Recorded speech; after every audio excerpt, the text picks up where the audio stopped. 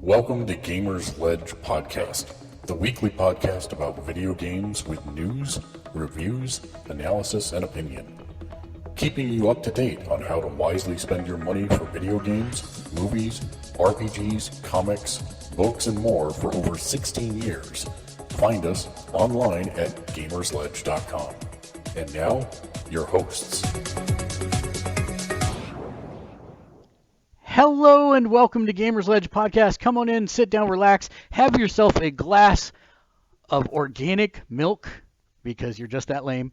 It's a conversation about video games. A look at the video gaming industry and a look at what it means to be a hardcore gamer. Of course, it is a conversation amongst friends. We have friends here, starting in the top right, sitting very much in the dark all of a sudden. It's Kate. I'm always in the dark. I'm a vampire. Oh. In the bottom Brady Square tonight, we've got Matt. Howdy. And then next to him is Turo. Hi, it's me. It's the guy. So we took a little break last week because of the Zika virus. I was sick. Matt was traveling, if I remember right. Or yeah. Yeah. And No. Yeah. Yep. I don't know. We And I was early. and Turo was early, and there was no one here, which is amazing. Yeah. Yes. So lots of stuff happened in the last 2 weeks. We'll get to that here in a moment. But first, let's talk about what we've been doing since the last podcast. Kate, we'll start with you. Well, I've been playing a lot of Overwatch. I got that game, and it's just stupid fun. It's so much fun. And what else have I been playing? I played a little bit of Neverwinter with Mark. It was okay. I mean, I don't know if I'll go back to play it, to be honest, because I think it's just like I'm not into MMOs anymore. So I'm just gonna I mean, it was fun, but what else have I played? Played a little bit of Mega Man Legacy. I've never actually played Mega Man 1, so I've been going through that and, just dying a lot because in those games you have to know the levels to get through them, kind of thing. And I've been playing Dead or Alive Extreme 3, of course. And what else have I been playing? I played a little bit of Bloodborne, and I realized, like, the first time I was playing it, I think I was trying to like it too much, and then I couldn't get back into it at all. Like, I tried, I was just like, So I actually traded that in so I could get Overwatch. So yeah, play more Overwatch. Nice. Turo, how about you? I actually tinkered around with some games. Work is still in full effect to the point that I got 60 hours in last week. So as far as gaming, it's been little to none. But I was able to play a little bit more Doom, a little bit more Quantum Break. I was able to play. I went back to an old favorite, Geometry Wars Evolved. Let's see. Clash of Clans, Clash Royale, and of course Pokemon Go is probably the 3 games I will forever play forever and ever until I'm dead. And then reading Harry Potter and the Cursed Child, which you can finish in 2 hours. Well, that's just a transcript of the play, is it not? Yes, exactly. That's why it's so easy to read, but it's a nice continuation knowing where everybody's at. Because there's been so many fan theories on where those characters have gone and where they're going and whatnot. And it's just really neat it feels like you're jumping right into it so many years later. It's really neat. I really like that. It is weird reading about characters that were younger than you when the books first came out. Then all of a sudden, these characters are older than you now. So that was a little weird because I'm reading about 11-year-olds all the way up to what is it, 18-year-olds, and now they're around 40. It's just a little different. So that part's a little different. But if you have 2 hours, you can finish the book. So easy to read. It is very entertaining, but you need those 2 hours, which has been a little bit difficult for me. I've also played. Oh, there was another game that I played. What was it? I can't remember. And I've been watching tons of shows, trying to catch up on shows that I've fallen behind, because I know this fall season it's going to be murder with a bunch of shows. And I've been rewatching a lot of Doctor Who stuff too. So that's me. Oh, and Suicide Squad tomorrow. That should be fun. Mm-hmm. Or is it? Or is it? Yes. Well, I saw one review, and the one review, I really was trying to stay away from anything that said anything, and the one review said top DC executives or something saw the first reviews or saw the first reactions and requested that Ballroom Blitz play throughout the whole movie. And I'm like, oh,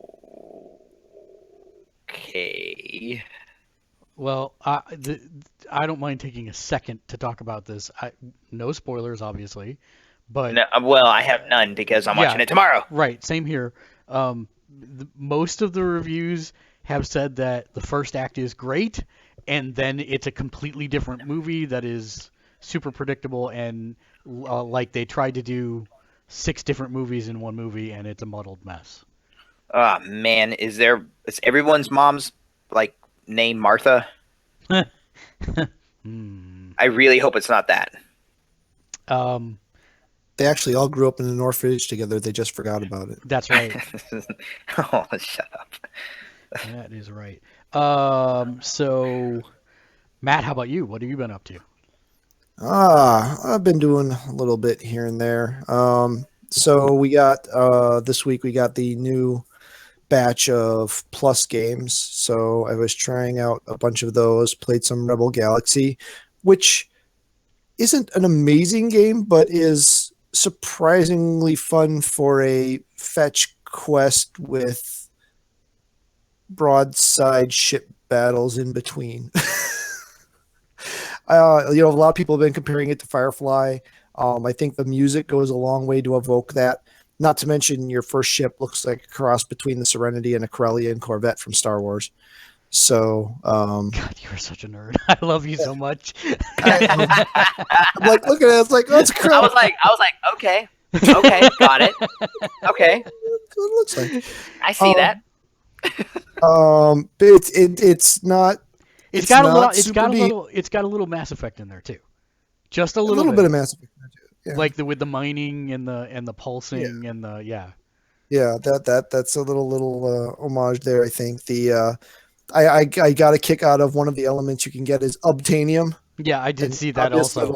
Little jab at Avatar there with the unobtainium. Yeah. So there's a little bit of sarcasm in there and a little bit of wit.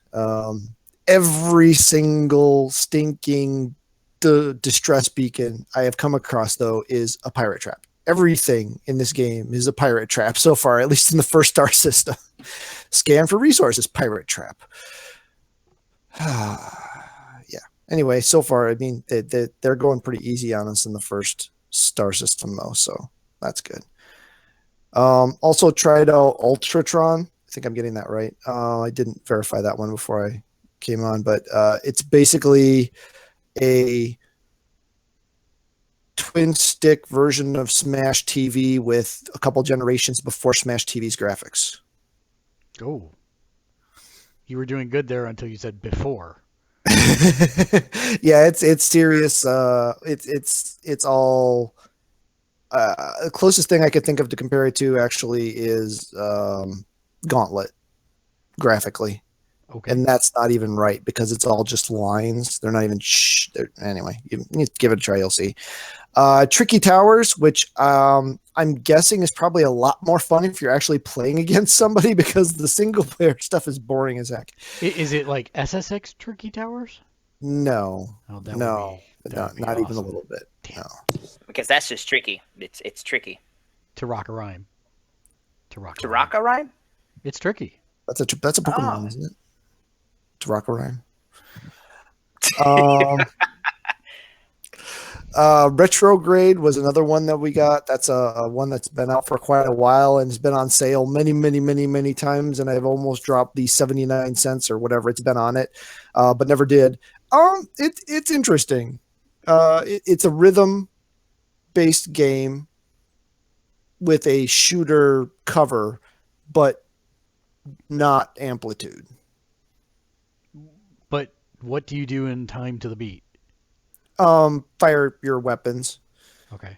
So basically, this is in the summary. So basically, you start the game by beating the boss, which rips a hole in space-time, which means you have to go backwards in time, undoing all of the fighting you did to beat the boss. So you start at the boss battle, then you go to level 10, and then you're working your way back down to level 1, flying backwards and sucking your blasts back up. So the blasts are coming towards you while your ship's moving backwards in the scroll. Sounds painful. And then you have to shoot when the blast gets to your ship. And then there's obstacles you got to dodge. And it's actually pretty fun. It's hard to describe, though. And then the real stuff. I finished this up after I got home from work because I couldn't wait. Batman, the Telltale Adventures, or Adventure. Blatantly lifted the animated series font for their title, which I appreciate. Yeah, this is good. So, episode 1 at least. So very good. I have a question. I know you play the Walking Dead version of this. I Yes, know you both of played them. the others. Do you think that this will be a gateway to the people who have not played The Walking Dead, The Wolf Among Us, the Tales from the Borderlands, etc.? I think so, as long as you know what you're getting into. I mean, it still is. I mean, this one is more action-y. There's obviously combat in it, and the combat is still a glorified what is that called? QuickTime event sequence, right? You're pushing buttons in sequence to a display that's shown on the screen. You know, swipe right, X, triangle, this and that, and the other thing. But very good writing. I totally didn't even remember or recognize that Troy Baker was Batman. There were actually a couple of times I was wondering if Kevin Conroy did this, and I just forgot. He That's impressive. Great job as Bruce Wayne. Wow. Batman. You split the world about 50-50 as Batman and Bruce Wayne. About 2 hours to finish? Yeah, I'd say about that. I don't know exactly how long I played last night, but yeah, it couldn't have been much more than an hour and a half, and I finished it up in a half hour after work today. So about 2 hours sounds about right, which is on average 5 episodes, so that's about a total of 10 hours. Excuse me. Also been playing the Trying to Get Over a Cold game. But yeah, the writing is really smart. The voice acting is great. That's called Dr. Mario. Yes, exactly. But yeah, it's the signature. If you played any of the recent Telltale games, you know it's got the signature cell shaded style art. Works really well for it. The non-PC working engine, which we'll talk about a little bit later. Yeah, I'm pretty sure this feature first saw an appearance in the Borderlands, Tales from the Borderlands. But there's a pretty nice detective segment where you actually have to be the detective, which is one of the things I was hoping that a game like this would actually take the time to do, to actually kind of focus more on some of the detective work. Because you know he is the world's greatest detective. Yeah. So would saying about where I think in the timeline he is be spoilerish? Would you consider Probably. I don't want to know more than anything. Okay. All right. I won't say that then. But yeah, and then as always ends on a cliffhanger, you know, so I'm guessing they're going to do about 1 a month to try to get their goal of getting them out before the end of the year. So hopefully they can stay on that. But yeah, it was very good. I think it really can. If you haven't been a fan of even the Wolf Among Us one that they did, this one's a much more PG so far, right? Wolf Among Us was very M. Right? Yeah, it was. So this one so far at least is very T. And I'm hoping they go closer to the M, because man, Wolf Among Us when it shows that you've got creative license to do what you want with the source material, with direction from the writers of the, it's so good. Yeah. Yeah, and unlike Gotham, the characters actually act like they're supposed to. Yeah. So, that's good. And then still Fallout 4. I finished Fahaba. You're going to So be playing that game like 4 years from now. I probably am. Well, actually, I've got a path now. I know how I'm going to finish this out, and see if I die of malaise before I get all the trophies or not. But I've got a plan now. I think I know what I'm going to do. Seems to be pretty executable based on what I've read up on. You have to do this when you say I have a malaise.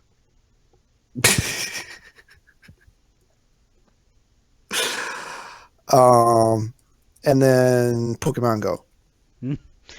Which we will talk about extensively in a little bit. Yep. So I guess I'll start with the first thing. So this Exhibit A, Vita, right? You see this, Turo? It's a Vita, right? It's a Vita. That is not necessarily... Oh, you can't really see it. I see bright screen. Here, see if you can see it now. Super Mario World. Yeah, so... I almost said 64 for some reason. No, it's not 64. No. Sadly, that is not an option yet. If you have not been tracking the news, and we will go over in the news, but the Vita has allowed for homebrew, finally. Well, it hasn't allowed for it. Somebody figured it out. But little detail. The interesting thing is that it is a non-invasive, a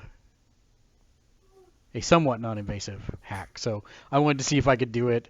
I did. I really like it because I'm able to take my stuff that I've owned for years and actually play it on the go on the Vita, much like I did with the PSP when the PSP was amazing. So I'm pretty stoked about this. We'll see what Sony's response is. That's the nice thing about it being non-invasive. I can just not use it anymore and no problem. So we'll see.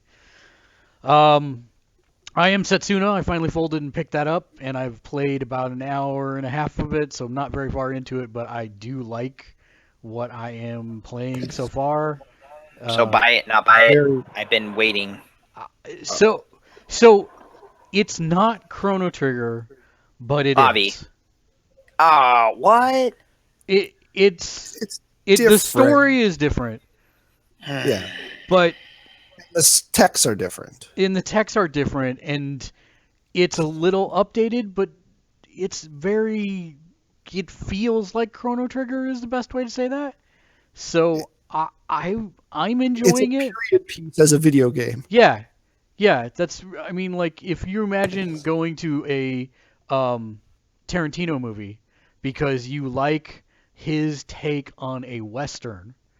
and you like Westerns, then you're going to like that movie. And I would say this is Square Enix's take on the Chrono Trigger period of Square Enix with a couple nuances, and I like it. And I think a killer soundtrack. Yeah, the soundtrack is great. Like, I wish I could... Yeah. Go ahead. No, it's just... griping about that pre-order thing. Yeah, that's super dumb. But yes. What else have I've been doing? I played a little Rebel Galaxy. I've been playing Overwatch. Overwatch has got a couple fantastic new modes, which we'll talk about in a little bit. And then I was sick all of last week, and I actually started playing something the week before that. Which is a little game called Neverwinter, which is a free-to-play MMO that has only been available on PC and Xbox One and came out for the PS4. I am max level. I am doing max level raids. I have done most of the content in the game already. We had a couple pieces of reader mail, one from Nom Nom Derp. Gotta love these names from the internet. How is it different from the PC version? The answer is the PC version works, and there's still lots of bugs in the PS4 version. So there's no shared servers or anything like that. PS4 is on its own servers. Most of the epic dungeons do not work, period. Like, to explain the battle system, it's an action RPG, so you are moving around and hacking and slashing in real time, etc. Bosses have area of effect attacks and there's a red circle, or there's supposed to be a red circle or lines or something to let you know where they're going to do their stuff so you can dodge out of the way. In a lot of the epic dungeons, those lines just aren't there. And so it's random, you just die. Because on the upper level, it's one hit and you're dead in most cases. So a lot of times you'll be fighting kind of blind. So most of the epic dungeons don't work. And then what's worse is for the few that do, the quality of players is not that great because you do have the ability to pay to win in the game. And this makes it sound like it's a really bad game and you shouldn't play it. That's not what I'm saying at all. It's actually a really fun free game if you like 4th edition Dungeons and Dragons. You already know that is basically styled after a video game, and this is the video game translation of it. And it works perfectly when stuff works. So other than those epic dungeons, it's pretty good. The only thing I will really say is that even though it is free to play, they really push you not push you spending money, but like they're like, hey, you got these Shandahar lockboxes. You've got 27 of them. Bet you'd like some keys. Do you have to do it? No, you can just completely avoid it. But then you're like, what's in those boxes? I bet it would really help me. Oh, you can only get that super mythic armored griffin mount by opening the lockboxes. Maybe I'll spend $10 to get 10 keys and do it that way or something like that. So they have the hooks in there for you to buy stuff, but you don't have to. And one of the things I do like about it is that there's a couple different currencies in the game, but the main one is called Astral Diamonds. That's the currency you're collecting by running dungeons and everything. And then they have real world money, which is Zen. And the interesting thing is that you can in-game convert from Astral Diamonds to Zen. So if you grind in the game, you can still shop on the real money store using in-game currency that you earned. So that's not horrible. And there are people who do that. Then there are people who just say, screw that, I'm going to drop $200 and gear myself out so I'm ready through level 70. And you can do that too. Both are valid. But what is interesting is now when you get to those end dungeons, you can tell who's done that and not taken the time to play with teams or parties because they have no clue what to do in the dungeons whatsoever. So it's kind of a give and take kind of thing.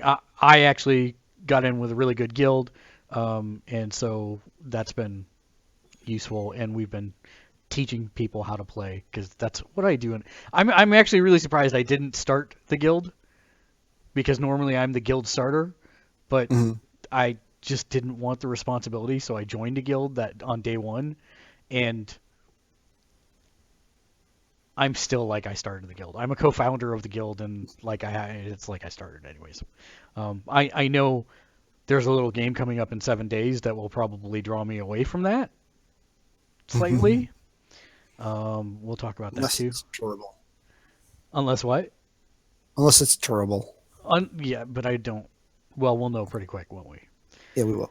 Go ahead. We can talk No, go ahead. Do we want to talk about this big patch or big update that they're talking about? Do we think that's a day one or?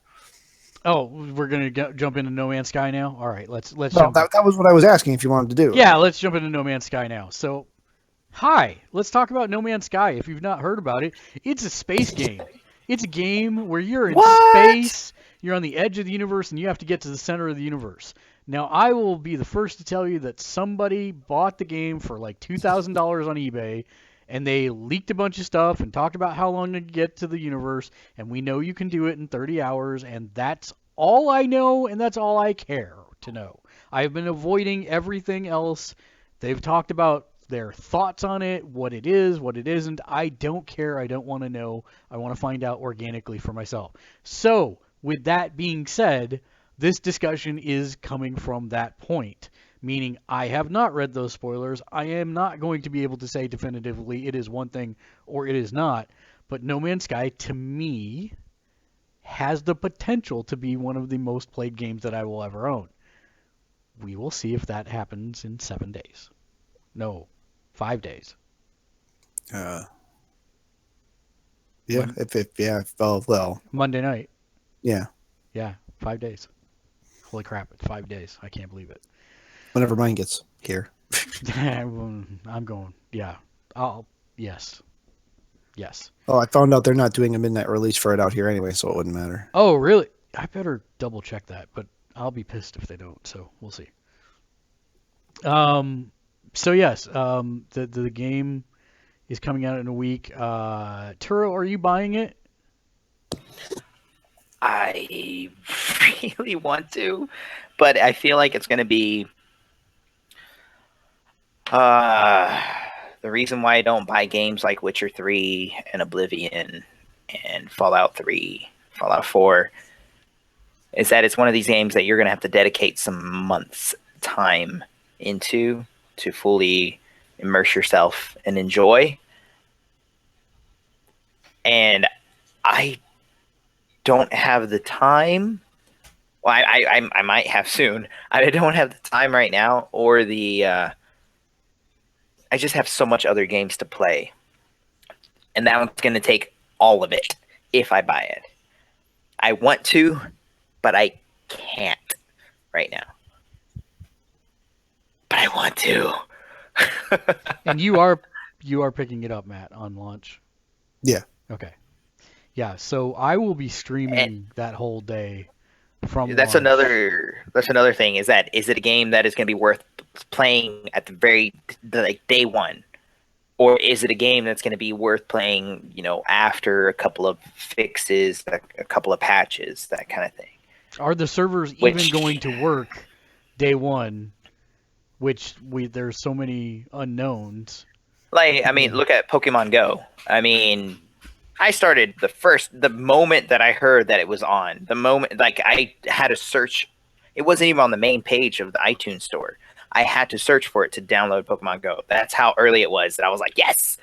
But there were so many server down. Sorry, servers are down. This and that, and errors and whatnot. And it was fun. That's not really a fair comparison, because remember, it wasn't even supposed to release in North America when it did. Right. True. So I just don't know if we're going to run into a lot of. And again, I'm glad I downloaded the game and played the game when it did. But would it have benefited me later, or to play it later? Maybe I wouldn't have been as frustrated, or maybe I wouldn't have been part of that group that gets all the memes that got released at the time. And maybe that's like another whole part of being cohesive to the gaming community, is that you were there when it happened. You were there when all that stuff happened. And who knows what kind of errors and bugs and server crashes we're going to experience with No Man's Sky, if they even pop up. Yeah, I want to be part of everything. I think as far as experiencing the game, you're not really going to miss anything not being there day one, because the universe is so big. The area that you pop up into is most likely not going to have been you're still going to get that kind of virgin exploration experience. So I don't think, as far as participating in the game or getting the feel of the game, it's going to make a difference. I'm curious if this big update that they've been talking about, that they're almost done with or done with now, is going to actually be the day one patch, or if that's going to come out a few weeks later. It's probably a little late in the cycle to get a day one patch approved and QA'd by whoever's got to QA it and get it approved. But this game is a big deal, so they might streamline that process. I don't know. Since we're here, let's go ahead and talk about ye old Pokemon Go. Pokemon Go. Pogo, PG. There's so many names we call it now. Who knew what kind of roller coaster ride we'd be signing up for 2 weeks ago? Let's talk about what has happened since the last podcast, because we went off about Pokemon Go. I especially was like, this is fantastic, etc. So directly after that podcast, a service launched called PokeVision. And PokeVision queried the APIs for the game and showed you which Pokemon were popping up where nearby you and for how how much long. time they had. Right. Yeah, exactly. So you knew, and they quickly became a de facto. Now, when it was working, because as Matt can attest, he went there 7 times. It was only working once. I must have gone there like 30 times, and it was probably working 10 out of those 30. Because they had Oh, so wow. much traffic, their servers couldn't handle it, and they were frequently down. And I get Whoa. that. But the adoption rate for that was very, and we'll talk about that more in a second, was very high. Mhm. But we all knew that a week ago that the tracking system in Pokemon Go had glitched out for almost everyone. There was a section at the bottom where you could click on and see if something was 1 foot away, then it was within a certain radius. If it was 2 feet away, it was farther out, and if it was 3, it was farther out still. So you could kind of walk around and use it as a Geiger counter to find the Pokemon. If you didn't want to use a service like Pokevision. Well, eventually Niantic CEO said, I think that using something like Pokevision is cheating, and you shouldn't do that. And then they completely removed, they did an update just, when was that? Monday? Yeah, I want to say it was Monday. Where they rebalanced a bunch of Pokemon, their attacks. They removed the tracking feature from the game completely. Well, the foot. You still Right. have the what's nearby. Oh yeah, but it doesn't tell you how far, and it's useless for tracking. And they closed the Pokevision servers down by tightening up their APIs. Although actually they asked him, the guy that owned Pokevision, to shut it down voluntarily, and he did. But said, I would ask you to reconsider. So anyways, then yesterday, the owner of Pokevision wrote an open letter to Niantic asking them to reconsider and publishing his stats, in which 11 million players actually visited their website, I believe, on a daily basis. And the active Pokemon community is like 20 million active players. So that's a significant portion of their traffic. And said, hey, these features were actually in the original Pokemon game. And so won't you reconsider what you're doing, especially now that you've removed this? The Pokemon Go community has been furious. What words would you use? Extremely hostile. Extremely hostile. They have rated the apps down to a 1 to 1.5 rating on iTunes and Android. There is a class action lawsuit now. Well, there's actually 2 class action lawsuits. One against Niantic that actually I think will get thrown out, saying that they should have consulted people before turning something nearby their home and property into a Pokestop. Especially when the examples that they give is that Pokemon Go players are knocking on the doors asking permission to go in the guy's backyard to collect Pokemon when they don't need to do that, number one. And number two, they asked permission. Anyways, that's the first one. The second one is that people are getting refunds from the stores because they said they spend money and then they changed dramatically the actual guts of the game so that you can't. Yeah. So anyways, it's a big mess. The community's turned very hostile. Niantic is horrific in their communication. That one seems pretty.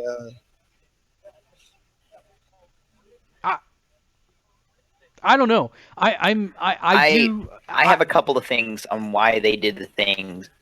Why they did took the respond to the steps that they guy. did. I have a couple of theories. They a couple things. Did they respond directly, or did they make the? Because I saw the generalized statements. I didn't see a direct response. Did he actually did Niantic? Now we all stop talking. You can't hear me? It may. I don't know if it was. I mean, it came right after his open letter, though. So. But that was the right. generic response to the community, right? So what I think you probably read and already heard, is that Pokevision was interfering with the signal and interfering with anything that they had to do with where the Pokemon were going to be at a certain time. It wasn't interfering. Well, did you hear that? It was pinging off their servers, meaning Was it that was part of the open letter? It was Can you guys not hear me?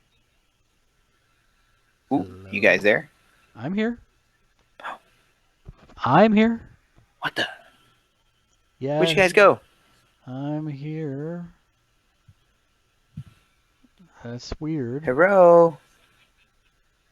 Can you guys really not see me? Hello? Yay, live broadcasts. What So in the world? we're obviously experiencing some technical difficulties. Please stand by. We will try and fix them momentarily. Kick. Hello? And I'm gone.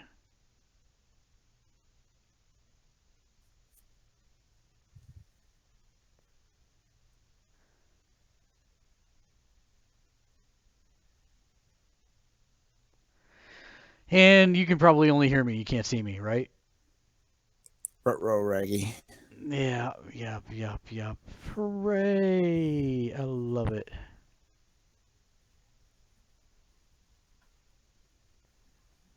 I wish there was a pause.